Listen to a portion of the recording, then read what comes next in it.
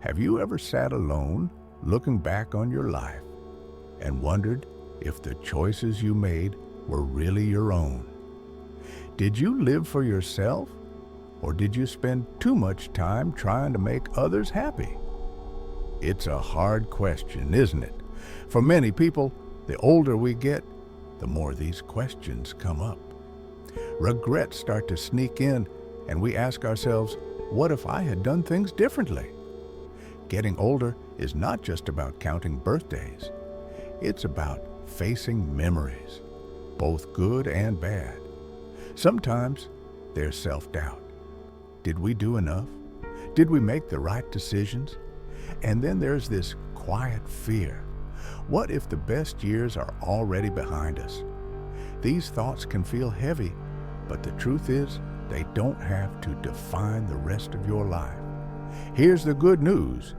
You're still here. You still have time. And no matter your age, it's never too late to start living on your terms. By the end of this video, you'll walk away with 9 powerful pieces of advice that could change the way you see this chapter of your life. These aren't just ideas. They're tools to help you feel more in control, more at peace, and more alive. This isn't about making impossible promises or pretending life is always easy. It's about giving you the clarity to make the most of the time you have, whether it's years, months, or even just this very day. I'm going to share lessons that will help you let go of the weight you've been carrying, embrace the changes ahead, and focus on what truly matters. Stick with me, because the last piece of advice might just surprise you. It's something most people overlook, but it could completely shift how you think about success and happiness. So, take a deep breath and give yourself these next few minutes. You deserve this time to reflect, to learn, and to feel inspired. Let's begin. Imagine a woman named Sarah, who spent her entire life putting everyone else first. She said yes to every favor, every request, and every demand from friends, family, and even strangers. At first, it felt good. Helping people made her feel useful and appreciated. But over time, Sarah noticed something strange. She wasn't happy. She wasn't tired from doing too much. She was tired of never doing anything for herself. One day, after retiring, Sarah looked at her life and asked herself, when was the last time I did something just because I wanted to? How often have you felt the same way? How many times have you said yes to something, knowing deep down that you didn't want to? Maybe it was to keep the peace, avoid conflict, or just because it felt easier than saying no. But here's the truth. Every time you say yes to someone else at the expense of yourself, you're saying no to your own happiness. Living to please others can feel like a trap. At first, it seems harmless, but over time, it weighs you down. You feel stuck in commitments you didn't even want in the first place. And the worst part, the people you're bending over backward for often don't even realize the cost. Now, think about what you really want. When was the last time you did something that made you happy? It doesn't have to be something big. Maybe it's reading a book, taking a walk, or enjoying a quiet morning. Start by asking yourself this: what makes me feel alive? Take a moment to reflect on what brings you joy, not what you think should make you happy, but what genuinely fills you with peace or excitement. The next step is learning to say no. It sounds simple, but for many people, it's one of the hardest things to do. Start small. The next time someone asks for a favor that feels like too much, pause. You don't have to answer right away. You can say, "Let me think about it." This gives you space to decide if it's something you truly want to do or something you're doing out of habit. Saying no isn't about being selfish. It's about setting boundaries. And boundaries don't just protect you, they teach others how to treat you.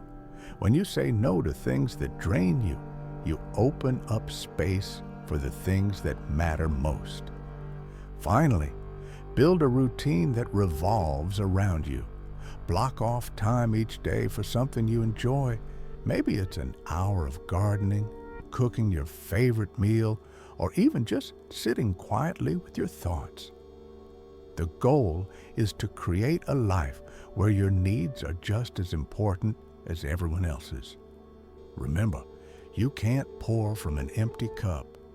If you spend all your energy on others, there's nothing left for you. And here's the thing, when you take care of yourself, you actually have more to give. You'll feel stronger, more at peace, and better able to support the people you care about.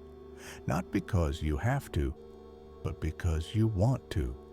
So ask yourself, what would happen if you stopped living to please everyone else? What would your life look like if you finally said yes to yourself? It's not too late to find out. Start today. Start small, but start. Tom was in his 70s when he realized he spent more time thinking about what he'd done wrong in life than enjoying the moments he had left. He'd lie awake at night, replaying old mistakes like a broken record. There was the time he hurt a friend with careless words, the opportunity he didn't take because he was afraid, and the relationships he didn't fight hard enough to keep. No matter how much time had passed, those moments stuck to him like shadows he couldn't shake. Do you ever feel the same way? Are there things from your past that still weigh on your heart? Regret has a way of sneaking up on us, doesn't it? It whispers, if only you had done this instead. But no matter how much you think about it, the past doesn't change. What it does is hold you back from enjoying what's right in front of you. Carrying guilt, disappointment, or pain is like dragging around a heavy suitcase filled with things you don't need. The longer you carry it, the harder it is to move forward. Ask yourself, am I holding on to something that no longer serves me? Is it time to let it go? The answer is almost always yes. The first step to letting go is forgiveness. This doesn't mean pretending nothing happened or letting someone off the hook. Forgiveness is for you. It's about freeing yourself from the grip of the past. Start with forgiving yourself. Whatever mistake you made, whatever choice you regret, remind yourself that you were doing the best you could with what you knew at the time. Nobody gets through life without stumbling. Next, think about forgiving others. It's not about saying what they did was okay. It's about releasing the control their actions have over your happiness. Forgiveness is like cutting the chain that's been holding you back. It doesn't change the past, but it does set you free. A simple way to start letting go is to write a letter. Write to yourself or to someone who hurt you. Pour out everything you've been holding inside. Your regrets, your pain, your anger. Be honest. You don't have to send the letter. The act of writing it is what matters. It's like unpacking that heavy suitcase piece by piece and leaving it behind. Another powerful tool is mindfulness. Focus on where you are right now. Breathe deeply. Feel the ground beneath your feet. Look around and notice the small details, the colors, the sounds, the smells. Mindfulness helps pull you out of the past and into the present moment, where life is still happening. Gratitude is also a key to letting go. Instead of focusing on what went wrong, think about what's going right. Make a list of things you're grateful for. It can be as simple as the warmth of the sun on your face or a good meal you enjoyed. Gratitude shifts your focus from what you've lost to what you still have. Remember, the past is a place to visit, not to live. It's there to teach you, not to trap you. You can't change what's already happened, but you can decide how it shapes the rest of your life. Every day you spend stuck in the past is a day you miss in the present. So let go of the weight, let go of the guilt, let go of the mistakes. You deserve to move forward without the burden of yesterday pulling you down. Today is a fresh start, and you have the power to embrace it. John was 65 when he decided to take a painting class. For years, he had told himself he wasn't an artist, that it was too late to start something new. But deep down, he'd always wanted to try. One day, he saw a flyer for beginner classes at a local community center. He hesitated at first, worried he'd look foolish, but something inside him said, "Why not?" That decision changed everything. Within months, he was painting almost every day, and for the first time in years, he felt alive. Have you ever told yourself it's too late to try something new? Maybe it's learning a skill you've always admired, starting a project you've dreamed about, or simply trying something different. But here's the truth. It's never too late. As long as you're breathing, you have time to grow, explore, and create. Change can be scary. It's easy to get comfortable in routines even if they don't make you happy. But staying the same doesn't mean life stays easy. In fact, refusing to change can leave you stuck, wishing for more but feeling too afraid to reach for it. Ask yourself, what's stopping me from taking that first step today? The first step is deciding what you want. What have you always wanted to try? Maybe it's something you put off because life got in the way. Think about that one thing that's always been in the back of your mind. It could be something small, like learning to bake bread, or something bigger, like writing a book. Whatever it is, write it down. Saying it out loud or putting it on paper makes it real. Next, start small. Big changes don't happen overnight, and that's okay. If you want to learn a new skill, start by watching a short video or reading an article about it. If you've always wanted to travel, begin by researching places you'd like to visit. Small steps build momentum, and before you know it, you're closer to your goal than you ever thought possible. Surround yourself with people who encourage you. Find a group or community of people who share your interests. If you want to paint, join a local art class. If you want to write, look for a writing group. Being around others who are learning and growing can make the process less scary and a lot more fun. Change isn't just about learning new things, it's also about letting go of old fears. John realized he wasn't afraid of failing at painting. He was afraid of trying. Once he let go of that fear, he found joy in every brush stroke, even the messy ones. The same can be true for you. What if you tried and discovered something you loved? Life isn't about staying the same. It's about growing, learning, and experiencing all it has to offer. Don't let fear or doubt hold you back from embracing change. Take that first step today. You might just surprise yourself. Mary spent most of her days sitting on the couch watching TV and feeling tired all the time. She wasn't sick, but she wasn't healthy either. Her doctor told her she needed to make changes, but it felt overwhelming. She didn't know where to start. Then one day, she decided to take a 10-minute walk around her neighborhood.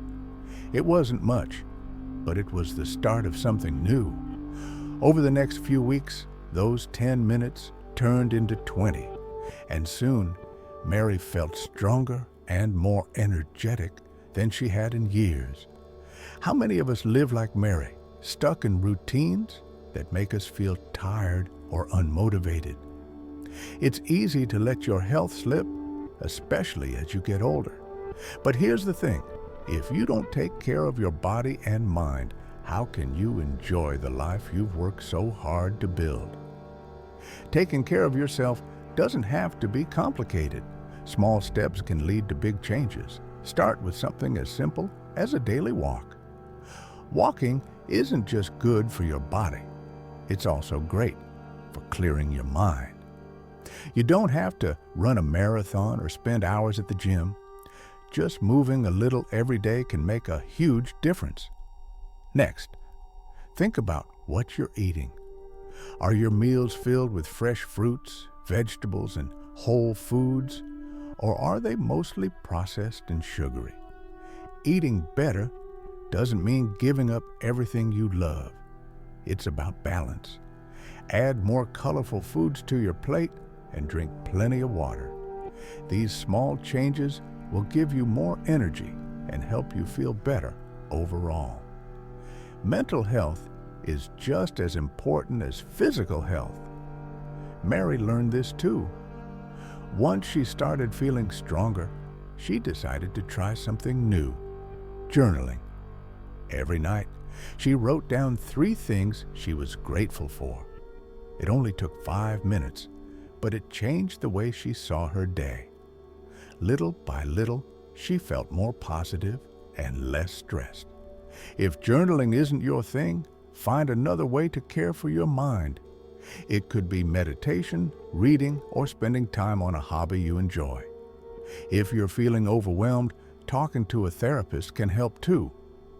Taking care of your mental health is not a sign of weakness, it's a sign of strength. Imagine the difference between a life where you feel sluggish and one where you wake up with energy and purpose. Which life do you want? The choice is yours. It's never too late to make changes, no matter how small. Start with one thing today. Go for a short walk. Add an apple to your lunch. Take a moment to breathe deeply. Your body and mind are with you every step of the way. Treat them well, and they'll reward you with more energy, happiness, and the ability to enjoy every moment to the fullest. You deserve to feel your best. Start now, and let each small change bring you closer to a healthier, happier you. David had everything most people dream of: a big house, expensive cars, and a bank account that never ran out. But despite all of it, he felt empty.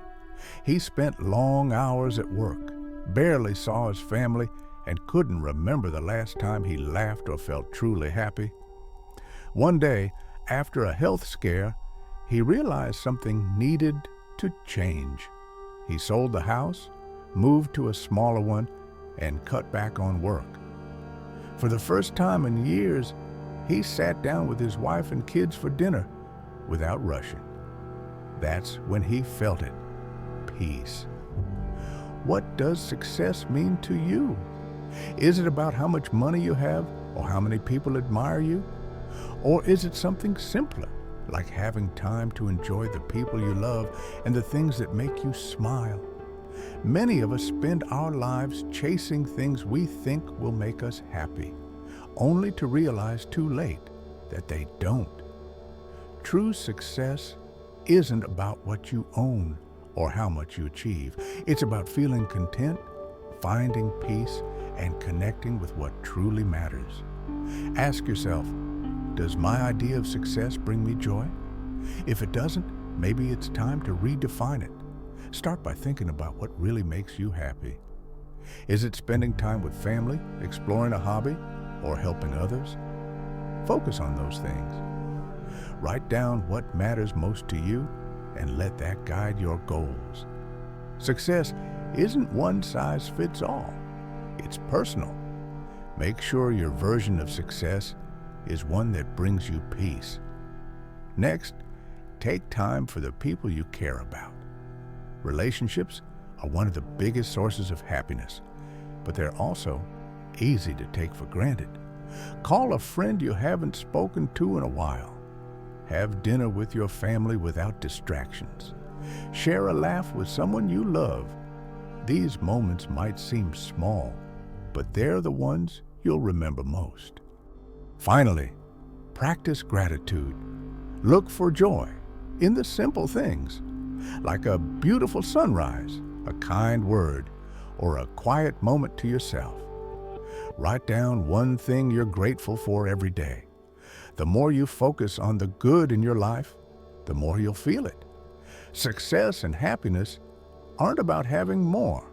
They're about appreciating what you already have. Redefine what matters to you. Let go of the idea that you need to impress others or meet someone else's expectations. Focus on the things that bring you peace and joy. In the end, that's all that really matters. Life is full of lessons, but the most important ones often come when we take the time to reflect. Let's go over the advice we've shared today, one step at a time, so you can hold on to what matters most. First, stop living to please others. Your life is yours to live, not a series of tasks to make everyone else happy. When you say yes to everything, you say no to yourself. Start setting boundaries, prioritizing what makes you feel alive, and remember that your happiness matters too. Next, let go of the past. We all carry regrets and moments we wish we could change, but holding on to them only weighs us down. Forgive yourself, forgive others, and focus on the present. Life isn't about replaying old mistakes. It's about creating new, meaningful moments. Then, embrace change. It's never too late to try something new. Whether it's a hobby, a goal, or a fresh start, change is what keeps life exciting. Small steps can lead to big transformations. Don't let fear or doubt hold you back from living fully. Prioritize your health. Your body and mind are your greatest tools, and taking care of them is a gift to yourself. Move a little more, eat a little better, and take time to care for your mental well-being. Every small change adds up to a happier, healthier you. Finally, redefine what success and happiness mean. Forget the world's definition of success. Focus on what truly makes you feel at peace and connected. Spend time with loved ones, appreciate the small joys, and make sure your goals align with what brings you real satisfaction. These pieces of advice aren't just ideas, they're actions you can take right now. Life may feel complicated at times, but the truth is simple. Every moment you have is an opportunity to create something meaningful. You don't need to change everything overnight. Just start with one small step. Take a walk, make a call, or try something new. One choice can lead to another, and before you know it, you're living the life you deserve. Life may be short, but it's never too late to make it beautiful. So ask yourself, what will you do today to make the most of it? Remember, it's your journey. Own it, cherish it, and make it count. If this advice resonates with you, leave a comment saying, "I'm ready to live my best life." And don't forget to like, share, and subscribe for more insights that can inspire and uplift you. You deserve a life filled with purpose, peace, and joy. Start today. You've got this.